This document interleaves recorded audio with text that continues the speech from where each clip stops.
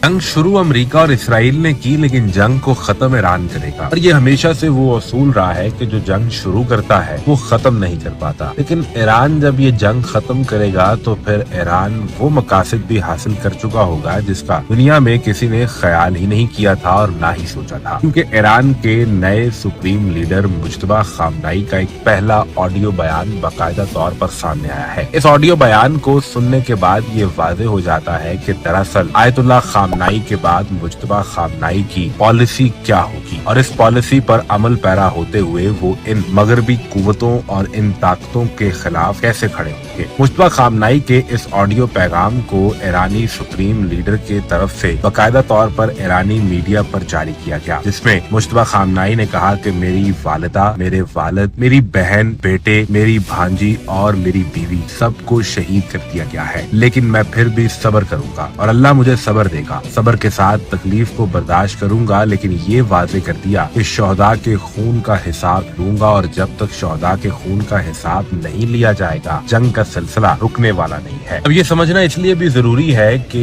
लगभग 24 घंटे पहले ईरान के सदर मसूद पेज़ेश्कियान ने एक ट्वीट में खुद ये कह दिया कि पाकिस्तान और रूस की जानिब से राब्ता किया गया है और ये राब्ता जंग बंदी के लिए था। लेकिन उन्होंने 3 मुतालबात के साथ वाज़ेह कर दिया कि जंग तभी रुकेगी जब पहले इस अटैक में होने वाले नुकसान पर ईरान को खमियाजा दिया जाए। दूसरी शर्त ये रखी गई कि आइंदा अटैक नहीं किया जाएगा, इसकी गारंटी दी जाए और साथ ये शर्त रख दी गई कि ईरान के ऊपर से सैंक्शन खत्म की जाए। इस जंगी सूरत हाल में भी इन्हीं सैंक्शन की वजह से कोई मुल्क बराह रास्त ईरान की मदद करने के लिए ताहाल नहीं पहुंचा, लेकिन अब रूस ने एक कदम आगे बढ़कर ये वाज़ेह किया है कि फौरी तौर पर ईरान को इंसानी इमदाद पहुंचाई जाए। रूस ने ईरान को 13 टन इंसानी इमदाद भिजवाई है और ये खुसूसी परवाज अज़रबैजान के रास्ते ईरान पहुंची है। अमेरिका यहाँ बमबारी कर रहा है, लेकिन रूस ईरान के साथ डटकर खड़ा है। इस 13 टन इमदाद में अद्वियात, खुराक, सामान, खैमे और जख्मी और बेघर अफराद के लिए वो चीजें भी मौजूद हैं जिससे वो मुश्किल वक्त गुजार सकते हैं। रूस ने ईरान पर ये वाज़ेह कर दिया है कि आप हरगिज अकेले नहीं, बल्कि हम आपके साथ खड़े हैं और इस मुश्किल की घड़ी में रूस सिर्फ इंसानी इमदाद ही नहीं पहुंचा रहा, बल्कि ईरान जिन अमरीकी बेसिस पर अटैक कर रहा है वहाँ की इंटेलिजेंस भी रूस फराहम कर रहा है। और मुज्तबा खामनाई ने अपने ऑडियो पैगाम में ये भी वादे कर दिया कि अमेरिका फौरी तौर पर इस खित्ते से अपनी तमाम बेसिस को बंद करके वापस चला जाए, वरना अटैक का सिलसिला तो अभी रुकने वाला नहीं है। और ट्रंप अब जो जंग रोकना चाहते हैं, लगता ये है कि सब उनके हाथ से निकल चुका है।